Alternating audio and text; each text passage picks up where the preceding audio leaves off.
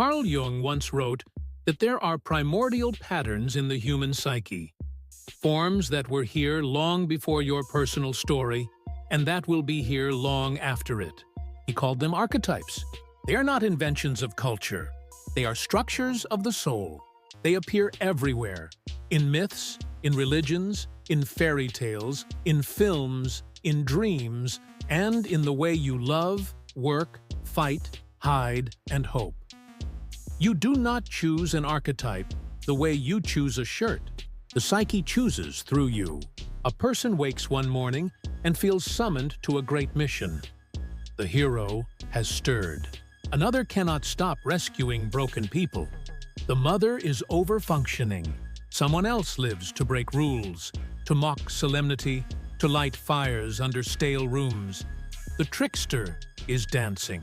And somewhere, quietly, another keeps watch, offering a sentence at the right time.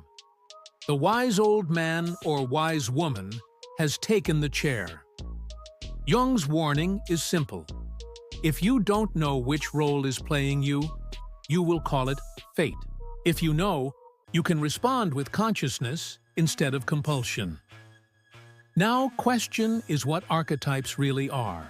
Archetypes are not characters with fixed costumes. They are patterns of energy, living systems of readiness, Jung said, that organize how we perceive, feel, and act. Imagine riverbeds carved in a landscape long before you arrived.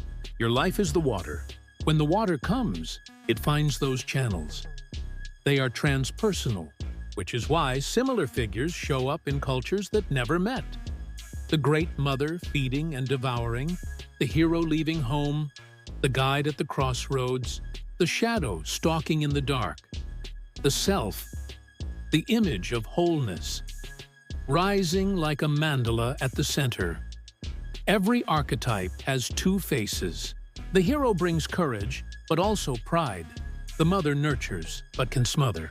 The trickster liberates, but also destroys. Archetypes are power, and unconscious power possesses. You don't need a dream to find archetypes. Start with your daily stage. In the family, who are you without trying? The fixer, the rebel, the quiet watcher, the family's clown. These aren't just habits. They are archetypal positions. The caretaker who never rests is acting out the mother. The sibling who keeps the law while judging everyone else is shadowed by the senex, order without mercy. The youngest who won't grow up, the puer aeternus, enchants and frustrates in equal measure. At work, the founder who believes a product will save the world is often in hero inflation, electric, inspiring, but allergic to limitation. The operations lead who keeps systems steady may be in the sage or senex, stabilizing the tribe. The teammate who detonates a meeting with a perfectly timed joke. The trickster just spoke truth no one else dared say. But left unchecked, he may also burn what he loves. Archetypes are useful when they are conscious choices. They become dangerous when they are the only choice. Jung taught that we meet archetypes most powerfully in those we love and those we hate. What we cannot carry, we project. This is where Anima and Animus, the inner feminine in men, the inner masculine in women, come alive. A man who has banished tenderness may fall for a woman who glows with it.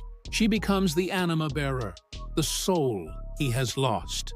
A woman taught to dim her assertiveness may idolize a man who radiates decisive power. He carries her animus, the boldness she fears to own. This is why early love feels like enchantment. You are meeting your own psyche on the face of another, but enchantment has a bill. When the projection falls, and it must, we say, you changed. Jung would say, no, you met your partner. What falls is your archetypal fog. The work of love is not to keep the fog.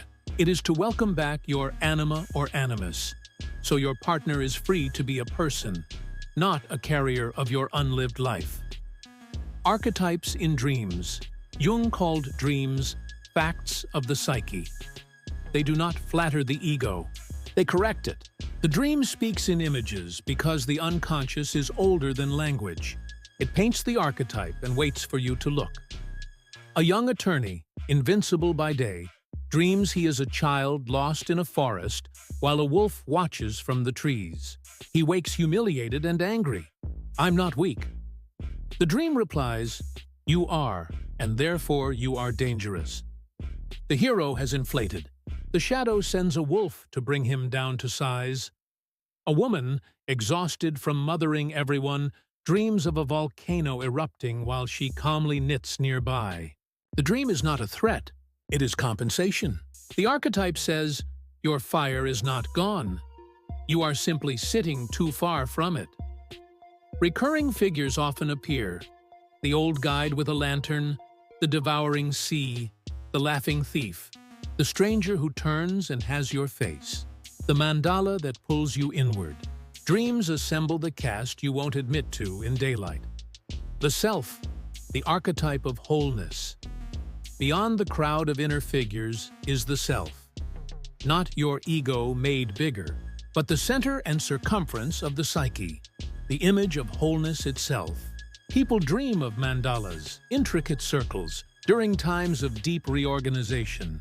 They draw circular forms, arrange objects symmetrically, or feel compelled to walk around lakes, towers, altars. The psyche is seeking center. The self does not erase the other archetypes. It orchestrates them. Where the ego says, "I must conquer," the self whispers, "Hold the opposites." Contain the lover and the senex, the hero and the child, discipline and play. The self is the inner conductor who makes a symphony from instruments that otherwise fight. Archetypal possession. Jung used a strong word for what happens when an archetype takes over. Possession. You know the feeling. Something gets into you. Your voice changes. Your certainty becomes metallic. People feel they are no longer talking to you, but to a force wearing your face. Possession shows in exaggeration, in amnesia, in moral righteousness. The antidote is not shame, but naming. The hero is running the meeting. The mother is answering every email. The trickster is writing my tweets. Naming breaks the spell. Archetypes in culture and politics. Individuals aren't the only ones possessed. Nations are. Jung watched a whole people seized by a storm god archetype and march into catastrophe. We see softer versions every decade. The savior myth around leaders, the shadow projected onto outsiders, the trickster glamorized until truth itself bends.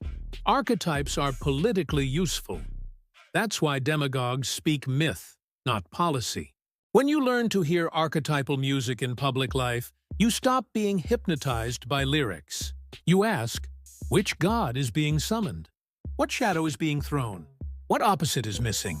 The collective, like the individual, is healed by tension of opposites, not by doubling down on one note. Working with archetypes. Working with archetypes is not about worship, but awareness. Begin by auditing the roles you play most days and naming their light and shadow. Then, for one decision, try the opposite. If the hero always speaks first, hold back and ask a question. If the mother always says yes, practice saying no. Keep a notebook by the bed and give your dreams titles, as if they were films. Notice which archetypes appear and what the plot wants from you. Use active imagination. Return to a dream and speak with the wise old man, the trickster, or the shadow. Let them answer without censoring. When life feels scattered, draw a circle and place 4 words around it. Body, feeling, thought, spirit. Choose one act for each today, and ask 2 people you trust. Which role runs me? What opposite do I need more of? Awareness is the work.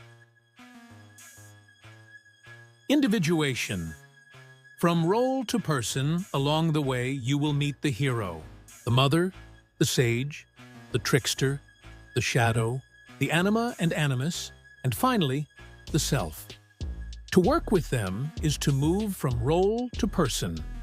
Jung called that path individuation.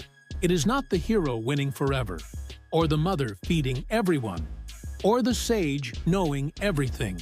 It is the self orchestrating the instruments so each can play when needed and then rest. You know you are moving toward individuation when you can feel a role rise in you and still choose. The hero surges and you breathe before charging. The mother aches to fix and you pause to hear the real need. The trickster wants to slash and you bend the joke into healing truth. The sage wants to freeze life into insight and you remember to dance. The psyche loves wholeness more than victory.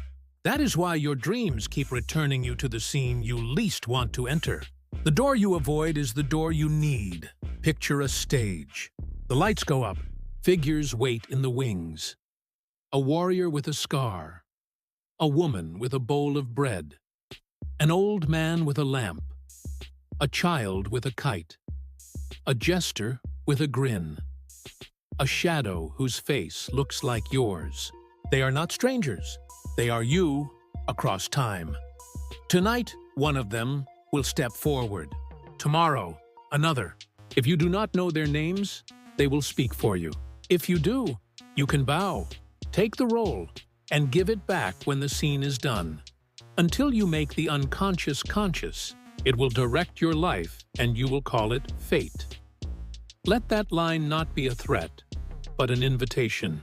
The unconscious is not only darkness, it is depth.